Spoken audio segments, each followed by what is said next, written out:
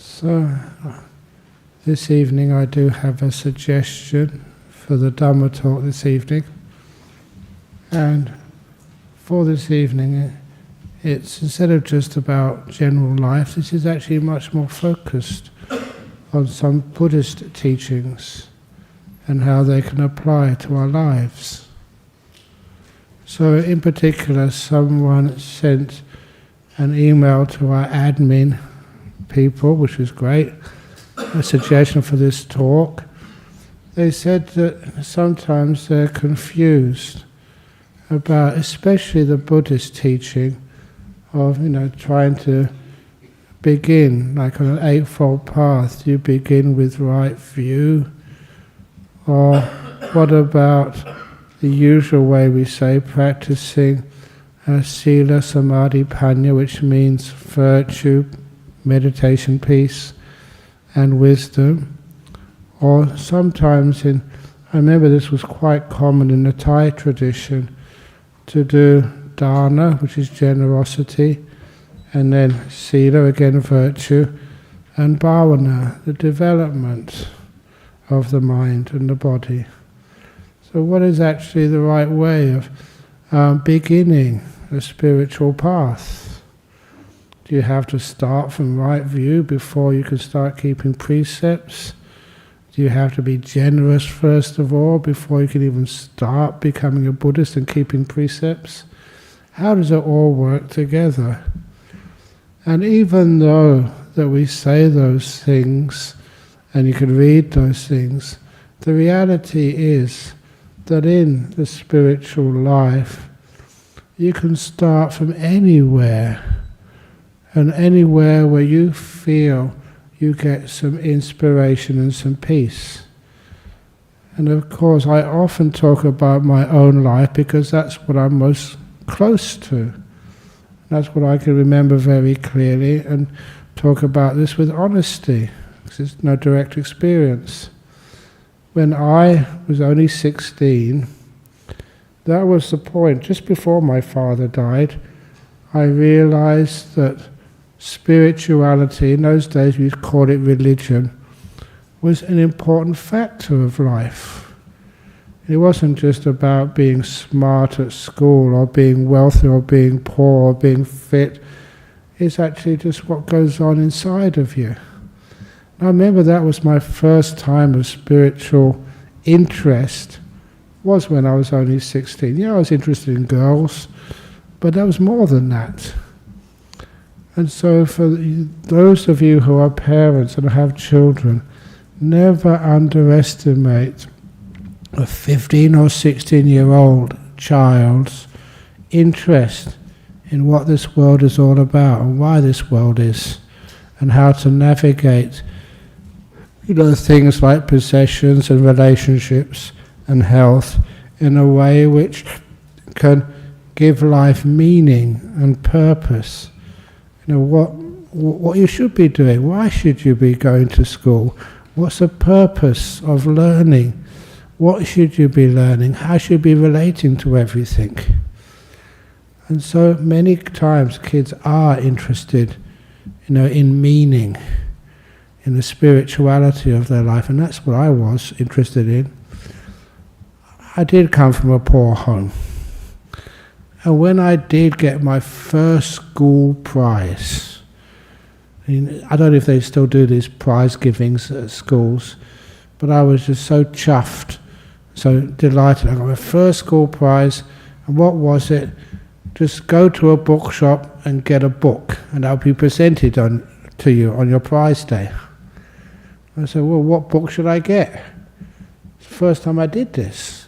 They said it was on maths. That was my speciality. So go and get a book on maths. And I went to the bookshop and I looked at those maths books. No way was I going to waste my first school prize on a book about mathematics. I can get that from the library. So this was in London, had these really big, good bookshops. They had everything in those bookshops. It was actually, if any of you know London, Foyle's bookshop in in Tottenham Court Road. And they had the main place, we had the books on maths, but the opposite side of the road, the annex.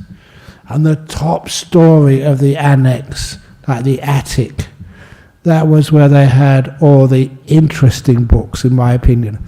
I was rebellious.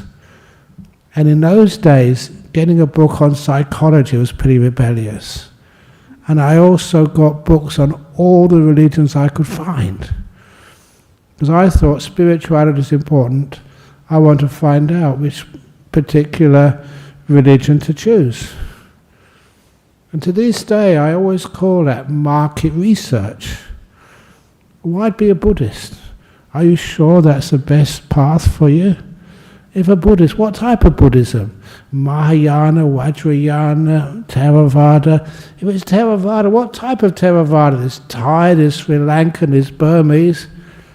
Spirituality is quite confusing, but at least I had a choice, and I thought, I make a wise choice. So I got all these books, all paperbacks, which I wasn't supposed to do.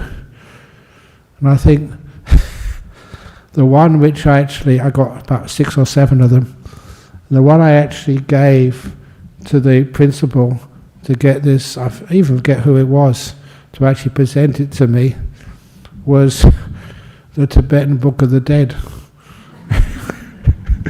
Now this was in 1967 or something, and I thought, you can't get more rebellious than that in England with the title Tibetan Book of the Dead. But that's what I got. But I read those things, and of course it's getting the information first of all. The knowledge would always be the first step. And once you get the knowledge, like people come here and they kind of like it or they don't like it, they get the books, they like it, they don't like it, they go online, and sometimes it really catches you. And that's what caught me to some of the teachings of Buddhism, some of the very ideas of Buddhism. And one of the things which I did like, it's not like you had to accept it, it was just a welcoming idea of like rebirth, reincarnation. Even though at that age you couldn't remember your past lives, but it made so much sense to me. Why do you only have one life? It's unfair, isn't it? Even just this week, I went to somebody's house in South Perth, 4-year-old kid died, only 4 years of age. So I went there to try and do some chanting and give some nice advice. And unfortunately they were Buddhists, and so I could tell them. So I've had so many stories about young kids who died when they were very, very young, and they get reborn again. And you know that was your kid from a previous life. They have a second chance. Doesn't that not sound fair to you? To me it often does. Why not? Otherwise it's just so unfair, uncompassionate. It's just not right that a 4-year-old or 6-year-old or 7-year-old kid could just suddenly die and just be gone forever. So when you have an idea of like rebirth, yeah, they die and they come back again. Another chance. And some of the stuff which happens is just so ridiculous. I've seen this too many times. You can't put it down to coincidence. This actually happens. And okay, one of those stories, I keep telling it, of the Thai lady whose son died, stillborn, and what she did. I was there at the funeral. I was there when she got pregnant again and gave birth to another kid. What they did was, I wasn't even looking at this time, I was talking to somebody else around the coffin. They put a line on the baby's heel, or the dead baby's heel, with a ballpoint pen, just a straight line.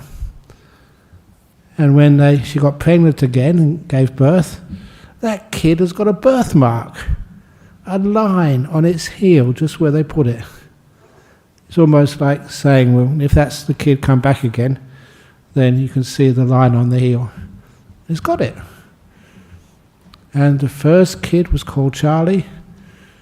The new kid was called Annie. It was a girl. And I often tell the story, because I know there's usually more females come to our Buddhist society on a Friday night than males. So to keep them interested, usually if you go on a flight on an aircraft, you go to the airport and they find they booked too many people on there, and they say, some of you can't fly today. What does the airline do if they bump you off, as it's called? They offer you a seat on the next available plane, and they upgrade you. Maybe instead of economy class, they put you in business class or something. So I said that's what happened to that kid. A boy was upgraded. I don't know that, but anyway, became a girl. But anyway, when you sort of started getting interested in those ideas, it made a lot of sense to me. And not just that, the idea that if somebody does die a terrible death, it's never regarded as punishment. The old idea of guilt and punishment, that was too much like controlling somebody. If you don't behave, then you get punished. And that never made sense in any spirituality where kindness was important. And so the compassion which I read about, in Buddhist stories, said there's no need to punish anybody, not yourself nor others. And that was really fantastic to hear, because I knew that sometimes you thought you were up for a punishment, but I didn't know really what I was doing wrong. I was a young boy just learning about life. How are you really competent enough, or when are you competent enough to really kind of deserve a punishment because you do something wrong? Sometimes you're in a difficult situation, you don't know what you're supposed to do, you give it a try, and sometimes make a mistake. Instead of punishment, it should always be forgiveness and learning. And that's actually one of the things when I was a school teacher. You can never punish a kid. Instead, you understand what they did that for. They just didn't know, they thought it was fun. They made a mistake. And you learn that in life. Your kid makes a mistake. If you punish them, how does that feel? If you were punished by your parents, how did it feel? These were people you loved and cared for. You expected them to care for you, not hit you. When you get married, have a relationship, what's it like when one of those partners feel that you've betrayed them?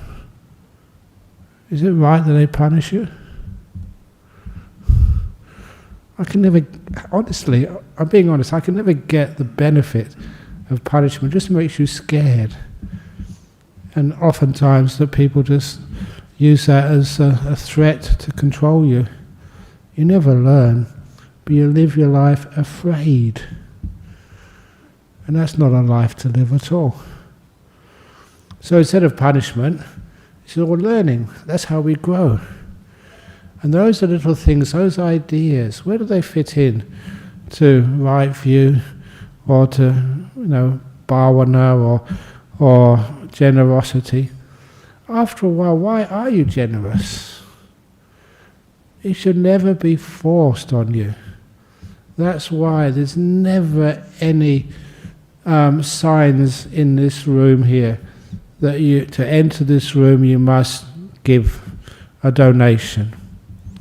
Sometimes, I'm just joking, so it's my character. Sometimes people say, how much is it to get in? I say, nothing. But you have to pay to get out. That would be much more effective if you didn't want to raise money. Lock all the doors, give a really boring talk for a couple of hours. And if you really wanted to get out, you have to pay money. We don't do stuff like that. What was it? Oh, I still remember this telephone call, a Polish lady, and saying, are you giving a talk tonight? And I said, yes. How much do you charge? And I said, nothing. He said, look, you don't understand me. How many dollars and cents do you have to pay to get in? I said, nothing. And then she got really angry and said, listen, how much do I have to cough up for your talk? And I said, nothing. It's all for free. You've seen that yourself. We don't take your name and your details and send you demanding notes next time. We don't send a couple of really big guys up to you as you walk to the car and said you didn't put any donations in the box this evening. We don't intimidate at all. But anyway, what she said afterwards was really interesting. She paused and said, well, what do you guys get out of this then? And that was a really good question. What do I get out of giving talks here on a Friday night? What do the people like Bill, who looks after these events and makes sure everything's in a good place, what do the people who do the IT get out of this? What do all the volunteers get out of this? The volunteers don't get paid. I don't get paid. Sometimes I think I'm exploited. No, I'm not. Because you do this for joy and happiness. We were just talking on the last week about visas for monks. And we had a big problem a couple of years ago because anyone, if you want to get a monk or a nun into Australia from overseas, the government wanted to make sure you're not exploiting them. So they had, one of the requirements was a minimum salary level. And if you didn't meet the minimum salary level, which was about the level for a young doctor with a family. And they said, well, monks, we don't have a family. What about the place you stay? Yeah, I have a cave. How much is that worth? What about your food? We only eat just once a day or twice a day. And even exaggerating how much that is worth, there's no way in the world we can put a monetary value on all the services we get from our Buddhist society, which is worth much at all. So we didn't qualify for a visa. But then I must admit, I managed to score a meeting with the Minister of Immigration at that time. It was just Gareth Evans at that time. And then I explained the problem to him. He said, this is what's stopping us getting visas. He said, solution's simple. As long as you, Ajahn Brahm, as the spiritual director of the BSWA, you can write down and promise that any visiting monks or nuns won't get less than you get, then I can sign off on it. What do you mean less? I don't get anything. They can't get less than that. Exactly, he said. And that became a memorandum of understanding for many years while he was still immigration minister. I just said, this monk who is coming into Australia won't get less than I'm being paid by the BSWA. But you can't. And that was a beautiful solution. But anyway, what do we get out of this? There's actually more to life than money. You get this joy, this happiness. That's why I wouldn't give this up for the world. I keep on coming here every Friday, as much as I can. Why you teach retreats, why you go overseas and teach. You get so much happiness out of sharing all the stuff which you have learnt, which I have learnt, and making your life much more meaningful and enjoyable. And putting problems, real problems, in perspective, so you don't need to get depressed. The little things I've just been teaching in the meditation, how to be healthy, they work. And it's amazing every year, just about 10 days ago, when he went to Solaris Cancer Care, it was over in Cottesmore, to teach a full house about what to do, when you get cancer, or you have somebody else who has cancer, how to deal with it. And every year I go there. And I go there and just give a talk, and they come to monastery. It's meaningful, inspiring. Even though from there, that was a place where I met one of the Christian priests, and he was a chaplain at Christchurch Grammar School, just down the road from Cottesloe. And he said, "Look, you really give good talks. Sometimes at this school we get really boring talks. Can you please come to our school and give a talk for the assembly?" And of course I had enough time, I went there. And that was a time when the chaplain, Frank Sheehan, and the principal at the time, and me, we had to wait outside their main assembly hall. I don't know if you've been there, but it's a beautiful property. It's got these wonderful views over the Swan River. And anyway, we waited outside until all the children were settled, and then we walked in, and the principal, Frank Sheen wouldn't say this to me because he knows me. He said, "You're a Buddhist, this is a Christian school. There's a little statue of Jesus in there. We're going to bow our heads to Jesus, but you don't need to do that, you're a Buddhist. And we never ask a Buddhist to bow to Jesus." And that's what I said. I love overreacting somewhere for good reason. I said, "I demand my right to bow to your statue of Jesus. You can't stop me." And of course, the principal, "What?" And then so Frank said, "Oh, it's always like this." And so we went in. I said, "The reason why, I'm going to bow to what I see in that statue, not what I disagree with. I'm going to bow to what I see is worthwhile in that statue." I said, "That's what I do whenever I see a Buddha statue. Bow 3 times to virtue, peace, and I do compassion, kindness, because I love those things. I live my life devoted to virtuous conduct. I'm a monk. I've been a good monk for 48 years now. And that trustworthiness, not telling lies, even being celibate. Why be celibate? It's because sometimes you can see, I know I was heterosexual before, and you can see a beautiful girl comes up, you don't see the femininity in her, you see the humanity in her instead, as a monk. You step aside from that idea of getting a relationship based on different gender, or these days, same gender. The gender doesn't have any part in it. If you've been a monk, you have a different perspective on life, which I very value. And so it's pretty easy to be celibate after all these years. And also just the peace. What is really lovely sometimes, just now I just paused, in a room with so many people, and you're all silent. Thank you. I really appreciate that. Every time you see silence, please make sure that door gets oiled.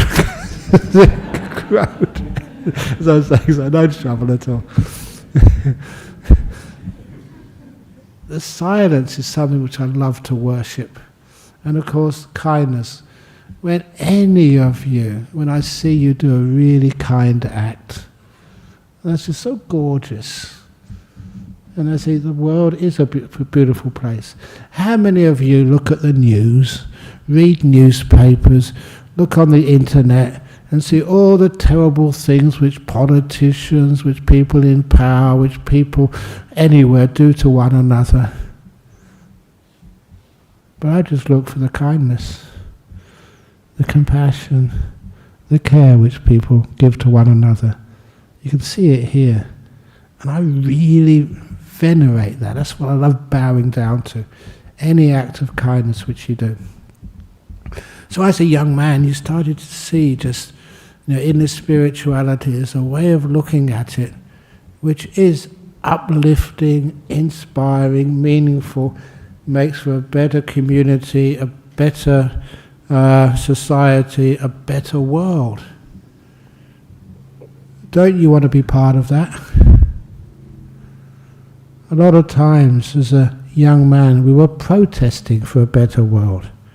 Get rid of the government, get rid of war, get rid of nuclear missiles. Human beings are far more dangerous than nuclear missiles. You meet those every day. The missiles are in bunkers usually. But human beings, we could create so much better world by being kinder to one another, more forgiving, more compassionate. And it's not just to other beings, it's to ourselves as well. This is one of the reasons why people can be so harsh judging themselves. And when I started becoming interested in Buddhism, that was absent. You're never told to look at yourself like miserable dust or like worthless garbage. We just don't have those words. So how many times, Venerable Sumita is with me today, how many times have I called you worthless garbage? Never, thank you. You don't use rotten words like that. Because you make a much better community when you're kind. And sometimes I just go out of the way. People say I'm stupid. I don't really know, but I think I know more than they think. When I praise people, thank you for being here. Thank you for coming. Thank you for just giving me that, was it cake today, which made me sick. But thank you for giving it to me, it's so kind of you. So whatever it is, that just makes a life much more interesting and beautiful. Now that is basically where I started. Is that just right view? I suppose it is, but it's not the full right view of anicca, dukkha, anatta, suffering, impermanence, non-self. That gets deeper into the path. Or is it just morality? Is it just generosity? Sometimes they all seem to be the same. Wherever you start, where it's got meaning, that's what you start with and see where it leads. Now for me, I must admit, it started with meditation. Because when I learned about meditation, they said that this is a way to get into enlightenment. I said, oh yeah, why not? But as soon as you started training your mind, it was like you became more aware. The mindfulness became stronger. When your mindfulness becomes stronger, it had so many wonderful benefits. The teacher said, look, if you take some drugs or alcohol, it stuffs up your mind, which was true. I'd never taken any drugs, but I used to take alcohol. And how that stuffed up your head, it made no sense at all. Sometimes people criticize me for just being too honest. But every time you go to a party, and when I was a young man, not as a monk, you don't go to parties as monks, except Ajahn Brahm's party, which is alcohol-free. That's for New Year's Eve, by the way. But as a young man, you used to go to parties, and if you had too much alcohol, you find a nice girlfriend there, and then you go into a corner with her and do what young men and young women do in a corner during a party. I couldn't enjoy it because I wasn't really aware. The best part of the party I always missed. And that's how sometimes I said, this is ridiculous. What are you doing it like that for? So I remember telling my friends I gave up alcohol as a student. Even one of my cousins, who knew me very well, said, "You won't last." You know, and I did a bet with him, a wager, £1. That's all worth a lot of money in those days. That I could last over 1 year of being sober, not taking any alcohol. That's over about 60 years ago now. He still hasn't paid up. You don't need to do these things for money. You enjoy it. And that was weird, because I was always thought, almost brainwashed when I was young, if you want to have a good time, then just break all these rules. You know, go and get drunk, take drugs, you know, have 1, 2, 3 girlfriends if you can afford them. But just don't tell each other, don't tell them. But that's what I was brainwashed as having a good time. But then when you are more aware, you think, this is ridiculous, this is not right. I didn't want to hurt, you know, a nice girlfriend. Why would you do that? Why would you go and get drunk? Why would you tell a lie to people who trust you? And honestly, even these days, you know, when I give like these 5 precepts, not to deliberately kill a living being, the one living being which I killed once was this mouse. And I set a trap for it. And when that mouse was dead, I took the trap. It's because my father had died. My mother, you know, was terrified of mice. And I got this beautiful, I can still remember it, even just visualize it now. This really beautiful being, a mouse, you know, had died because of my trap. And I was stroking it. And it felt just so soft and beautiful, its beautiful fur. And I felt terrible about that.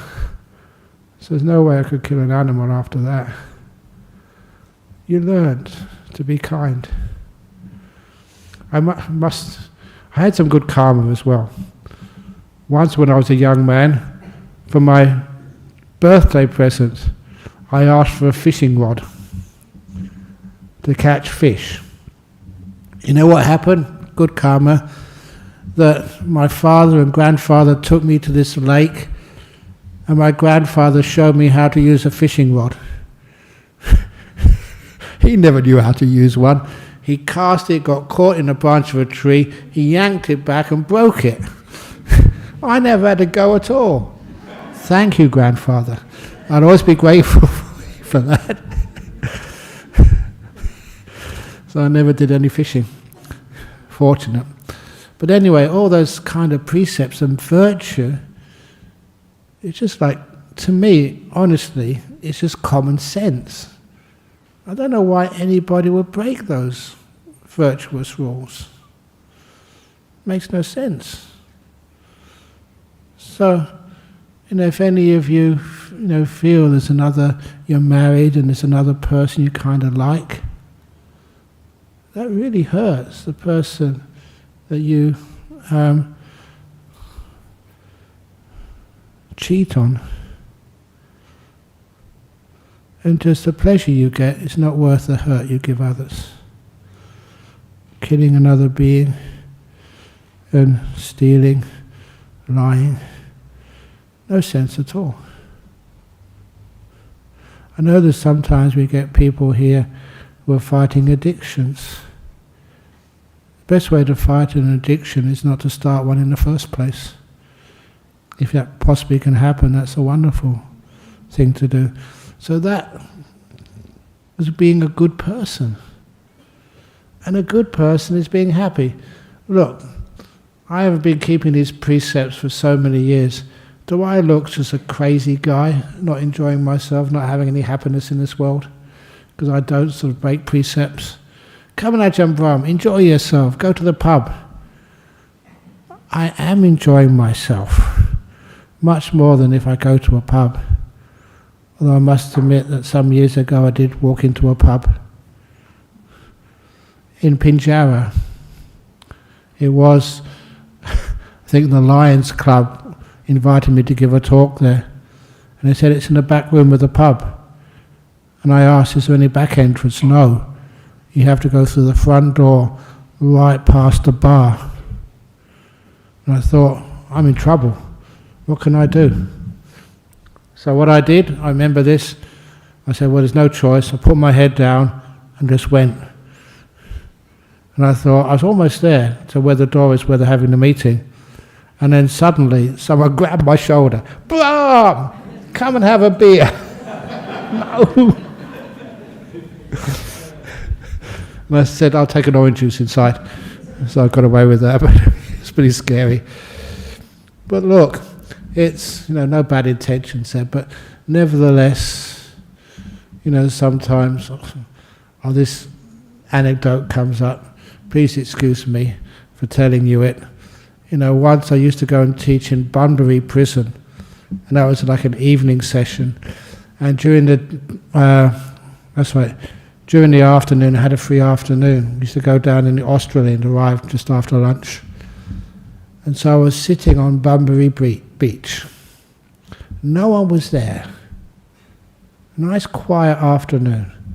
So I just sat there and closed my eyes and went into meditation for a couple of hours. I'm a monk, I can meditate for long. Beautiful meditation. But then, coming out of the meditation, I opened my eyes. No exaggeration. Sitting on my left was this 17-year-old girl, a blonde, beautiful, in a bikini. Sitting on my right was a brunette girl, 17 years of age, in another bikini. What is going on? I was a monk. I'm glad no one had a camera. I was totally innocent. I'd just been in meditation for a couple of hours. And I never realized that that day was the last day of the year 12 exams. And the school was just on the opposite side of the road, Bunbury High School or something. They'd just finished their year 12 exams, the last exams for school. And so afterwards, they all just went into their, bathers, went to go and have a swim and celebrate. And then these two girls, they saw this monk, me, sitting there so still and so peaceful, not even moving, never even noticed I was sitting. They came and sat next to me. They were just waiting there for me to come out of meditation so they could ask them questions on Buddhism and meditation. They were impressed. I wasn't impressed, I was scared. What if someone takes a photograph? Ah! Oh, stupid. But then I answered a few questions and they said it's time for me to go now. And they let me go, thank goodness. Some of the stories of being a monk. But nevertheless, acts of kindness and generosity always impress me. So it's not a thing that has to be done, it's part of spirituality. I don't care who you are, whatever religion you are, it's nice to be kind. It's nice to be generous. It's nice to be this trustworthy, virtuous. You have so much happiness and fun out of this. And it's nice to let go of all this guilt business. I don't know what you may have worrying you from your past.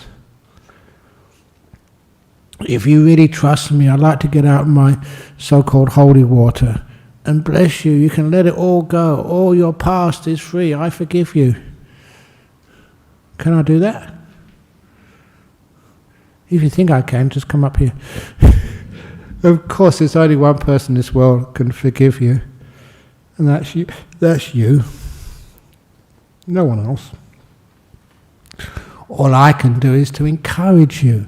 Why not? This is how you learn and grow, acknowledging faults, learning about them. Why do you do that? Why? And then making sure you're safe next time. All the actions of body, speech and mind are how we learn. If we can only just acknowledge them, admit them, see them clearly, without this terrible thing of like guilt or shame sort of getting involved. Have ever I been ashamed? One occasion, our first temple. People like stories like this. What's Ajahn Brahm going to say now? He was ashamed. Oh no, actually, this other one is much better. Other story. I've got to tell the first one, so I'm not ashamed of telling the story of being ashamed. First story, just loading up an old Volkswagen bus when we first started Serpentine Monastery. And we were in Magnolia Street, number 4 Magnolia Street in North Perth. And I was a very hard worker in those days, loading everything up. And this neighbour's daughter came out, maybe about, I don't know, what age, 12, 13, and she put her hands on her hip and looked at me, trying to look totally disgusted. And she said to me, "You're dressed like a girl. That's sick." I can't really sort of repeat how she said it. She really tried, to look really disgusted. And I didn't want to diminish her. I just couldn't stop it. I just burst out laughing. One of the funniest things I've seen. She got really upset at that. But anyway, the other thing was a story. I think many of you haven't heard this. You know that many years ago there were some spiritual leaders, weren't being truthful and had girlfriends and mistresses. Even some monks, please excuse me, even over in Thailand. And so one day, sitting here, I remember I was sitting here, I started my talk saying that I'm a monk, honesty is very important to me. So I want to do my own confession to you now. And I said, and I put my head down, some years ago, I said, I spent some of the happiest moments of my life in the loving arms of another man's wife. We kissed, we hugged, we loved each other. Great, you haven't heard this, great. I spent some of the most wonderful times of my life in the loving arms of another man's wife. Some people almost were out the door. They think, oh no, not Ajahn Brahm. And I said, that woman was my father's wife. She was my mum. I spent some of the most wonderful times of my life in the loving arms of another man's wife, my mother. And the reason I told things like that is, how often do we judge when we haven't got all the information, and we judge so unfairly, just get it wrong. And I mention that because I'm a good monk. I haven't done any scallywaggery since I was ordained. And so anyway, that was a nice little story about shame. Be honest up front. Actually, there was nothing to really hide. And when you do stuff like that, it's something which I loved in Buddhism. Like wisdom, kindness, and I think hopefully you can relate to some of those stories. So what is a spiritual path? Sometimes from honesty. That's where you can start. And after honesty, just, it's the same, always being free to ask questions. I never trust any teacher who just does not answer the question. I know sometimes after the talks, there's so many questions, and I do really try to answer them the best I possibly can. Sometimes there's not enough time to answer them all, and I feel a bit disappointed, or if I'm too tired and I don't answer it really deeply enough to what you require. But I will never, hopefully, deny you the opportunity to ask a question. And that's one of the things which I admire. If it's truth, can stand any amount of questioning. So that's a type of spirituality, religion, Buddhism, whatever it is. Have the opportunity to ask the deepest of questions and get reasonable answers the best you possibly can. Honesty, kindness, that's what I think is a start of spirituality. You take that into your life. I don't know what your life is, but it will usually be much more successful if you follow those principles. Being kind to yourself as well. Forgive, whatever you've done, learn from it and grow. And learn how to forgive others. They were trying to do their best. Sometimes they didn't know really what they were doing. But most human beings are good. And I've seen people in jail who've done terrible things in their life. But underneath all of that, there's a kindness there which is impressive. And lastly, just that gives rise to peace in your life. Solving so many obstacles in your life. So you can enjoy the sunset if you see it. You can walk outside and see the full moon, which was there a few days ago, over in the forest. Or even on Wednesday night, just walking out, giving a talk at Bodhinyana, and looking up into the clear sky at night and seeing all those beautiful stars up there. Because I had nothing to worry me. You can enjoy it to the max. And that's what I wish for you. That's why we teach. Thank you for listening.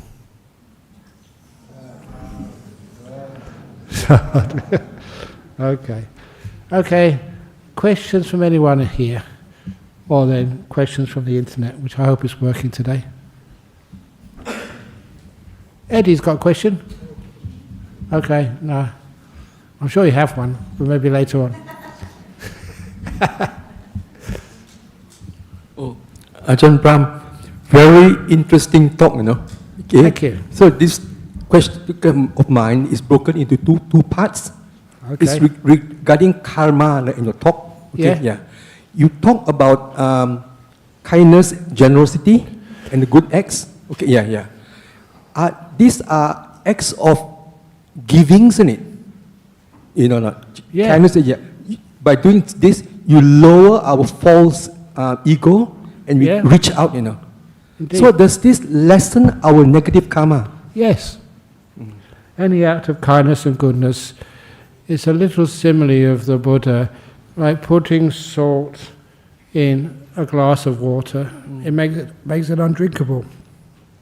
Putting salt in a swimming pool, you can hardly taste it. You dilute the bad karma. But better than diluting it is just abolishing it totally. You let go of the bad karma. The second part, Ajahn Brahm, related to the first one here. Say, for example, we have a problem now, like sickness, for example, like cancer or anything.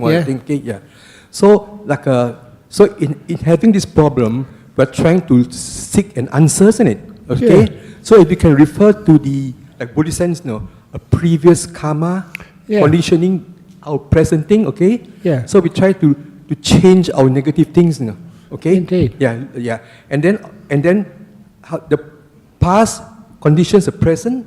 And if you change the present to something good, okay, it conditions the future too. Yeah. Like the problem in few years, it could improve. It could, Improve. Did you see what I mean? Yeah, I see what you mean. But also, any past karma to create some, say, a tumor in your body or something, some cancer. You might say that, but there's so much to learn from that. One thing which I think I told us last week. One thing I learned from going to the cancer groups for the last 30 years or so, how many of those people who had cancer said that was the best thing which ever happened to them. I can't say that because I haven't had cancer. They said that, and what do you mean by that? There's a lot of suffering and fear. You came so close to dying. They said they learned so much.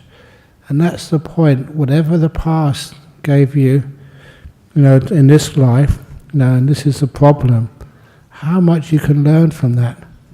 And after a while, it's worth it. This is what other people say. So it's not a punishment. It's this great opportunity to grow spiritually. You learn so much. And people think, Ajahn Brahm, you don't know what you're talking about. This is from other people's experiences. All the stuff, like your mother dying. How much you learn from your mum. It'd be wonderful if she was still alive, but she's gone. Thank you, Mum. Thank you, life. All the difficulties you've faced in your life, all the problems, the terrible things which have happened to you.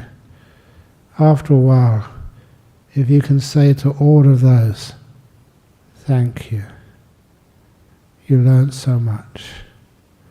Then you understand why bad things sometimes happen to good people.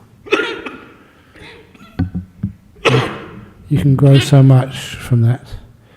Anyway, I've got a couple of questions here. Could you please explain what you meant when you said it's not the sound disturbs you, it's you who disturb the sound? That's an Ajahn Chah saying. What it really means is sound is part of nature. You can't stop it. You can't control it. You can't shoot with a gun and a bullet every person who snores during the meditation in this room. Or you can't just stop coughing. That's part of having a throat. Sometimes you will cough. So what it means is when noise happens, it just happens. And that means you don't disturb the noise. Then the noise doesn't disturb you.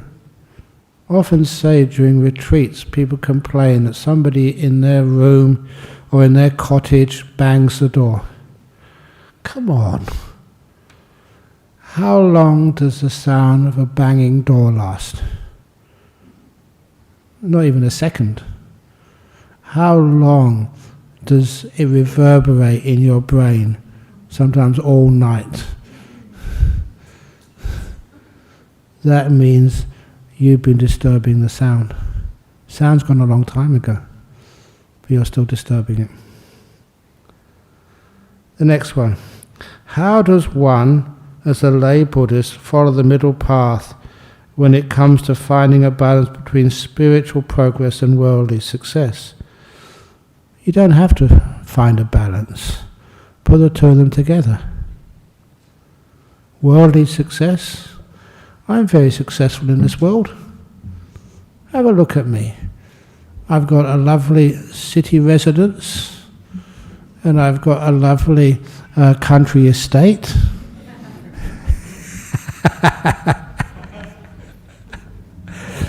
I don't have to, for my health insurance, often if I get sick, there's so many doctors who would grab me to do tests on me and make sure I get better. So worldly, I'm pretty successful. Don't have any worries about health insurance, no worries about accommodation, no worries at all. That's called worldly success. And it's also spiritual progress.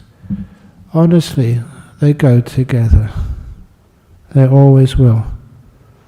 But when you think the worldly success means power rather than sharing responsibility, it doesn't mean personal power. We all need to share. We're stronger together than we can ever be by ourselves. That's one of the reasons why we have communities in monasteries, not just one guru. That's why we have committees rather than like a boss. And that's what it should be like even in politics as well. Just a community of people kind of running the country. And I always think, why does the Australian Prime Minister have to be Australian? Why can't we get someone from another country who's not doing anything? Like good example is like Jacinda Ardern. She's unemployed now.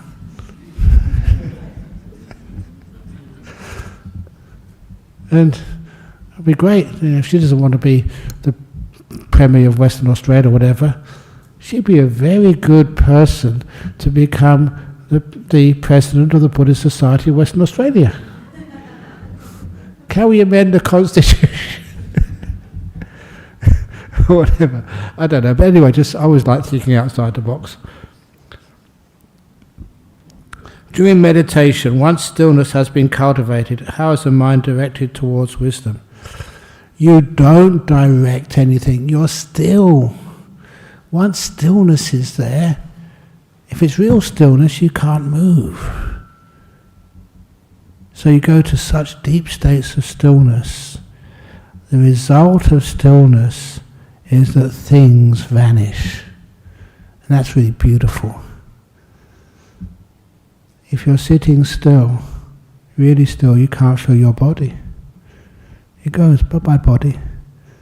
And don't ever think that that's scary. I don't know what age you are, but everybody has aches and pains somewhere. And when you're really still, you can't feel cold or heat, no tummy ache, no hunger, nothing. You just go into a nice peaceful mind state, into the sixth sense. And where wisdom comes from is afterwards, when you come out of those meditations, you're so energized, so clear. You look back upon those experiences and you can understand them. Understand what freedom really is. So wisdom, you can't avoid it. And that's one of the lovely things about how the Buddha taught. It's automatic. It's one of the suttas. The first time I saw it was a translation by Bhikkhu Bodhi, and he gave it the title. It's a beautiful title. Enlightenment is a natural process. You've got no choice, it just happens. Like getting old, getting sick, dying. It's natural, you can't avoid it. It just happens. Like enlightenment. Enlightenment's much more pleasurable. Next question. Should you be kind to someone who keeps upsetting you? Yes.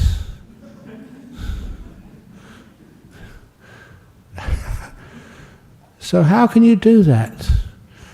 And I must admit, the Chinese saying is the one which I love following. Like to love the tiger, but at a distance. So if someone's irritating you, still be kind to them, but at a distance, in another country if you can. But just be kind to them. And next thing, it's not that they're upsetting you, you're upsetting the relationship. There will always be people who don't do what you like, who do things differently, who are sometimes crazy. But you don't need to be upset at them. Just think they're a bit mad, a bit crazy. And then you don't have to get upset. Why get upset at another person when you did nothing wrong? They did all the bad stuff. Why get upset at them? It's their fault, their karma, not yours. So I refuse to get upset because other people did bad karma. Refuse. Okay. Last question here. I have tried my best not to judge others, but sometimes they just come out spontaneously. How to be more mindful of our thoughts? Of course, to train yourself to be mindful of the thoughts by meditating. And after a while, when you see stupid thoughts coming out, you say, well, why do I want to do that for? Another way, if you have really bad thoughts, and this was one of the monks I grew up with, and he was a very good monk in so many different ways. In fact, this monk, he had the best command of language that we've ever seen, in Thai language and the northeast Thai language, Isan language. He was so incredibly fluent, so much so that when one of the popes came to visit Thailand, he was a monk who was selected to be the translator for the Pope. English into Thai, Thai into English. And even one of the princesses, she's still alive, that Princess Sirindorn, she said it was the most amazing. She could shut her eyes and think, this is not a Westerner, he was American. He spoke absolutely fluent Thai and Northeast language. But he did have a lot of lust, a lot of thoughts in that area. So I remember him going to see Ajahn Chah, please help, I love being a monk, but I get all these thoughts in my head. And Ajahn Chah said, very easy to fix up. Next time you give a talk to the lay people who feed you, tell them not just Dhamma, tell them what you've been thinking all the time. Poor Ajahn Chah sometimes was kind of, mean. But he never did, which was a shame. So that's one thing. How to be more mindful of your thoughts. Tell other people out loud what you're thinking. That will stop those thoughts. Anyway, that was the last question there. Any questions from the audience? How to be actually more mindful of the thoughts is, first of all, don't be afraid of them. Be kind to them. In other words, they're just human beings. You're not perfect, so those thoughts will come up. And when you're kind to them, you acknowledge them, it takes away their power. When you're upset at them, angry to them, you give them force and power. And then they'll keep bothering you. Okay, any questions from the floor? Yes, Ajahn Brahm. What's the title of your talk tonight, please? AV would like to know. The title of my talk is... any suggestions? No? Okay. The Buddha said he teaches suffering at the end of suffering. Suffering at the end of suffering? No, it's just about the beginnings of the spiritual path. This is my life. That used to be a TV program which I saw as a kid. Ajahn Brahm, this is your life. How many people are as old as me? Eamon Andrews, I think that was. Remember that? No, maybe not as old as me. Anyway, that was English TV a long time ago. Okay, this is just like it's a style of spirituality. Okay, if you want. Okay. You can change it later if you wish. I don't mind. Okay, so we're going to bow 3 times to Buddha, Dhamma, Sangha, and then we can all go home or stay here, whatever you need to do. And thank you for coming. I enjoyed that.